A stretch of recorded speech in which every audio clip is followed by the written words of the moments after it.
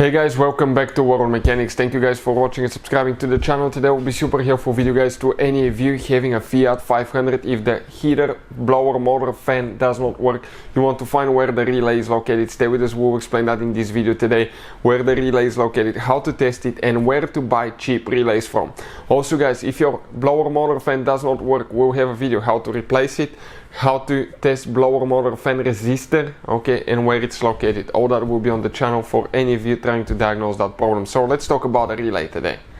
So before we start guys, let me tell you a little bit about us. Every single car we get here at the garage, we try to make at least 200 to 300 free repair videos. Why we do that? Because our mission in the shop is to save you as much money as we can.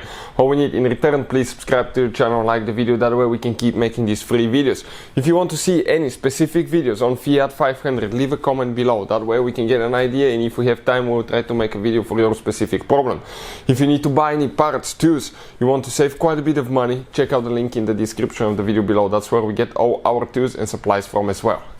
So what we have specifically here, 2015 Fiat 500. This is guys the Fiat right here, and if you guys have a different than Abarth or different year, procedure will be very similar. This is a relay. You may have 3 different kinds of relay in your Fiat 500. If you want to see where to buy cheap relays from, we'll put the link in the description of the video below, where we buy our tools and supplies from. You can find cheap relays.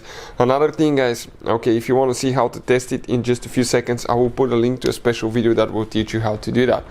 Once you open the hood, you have guys right here the main fuse box.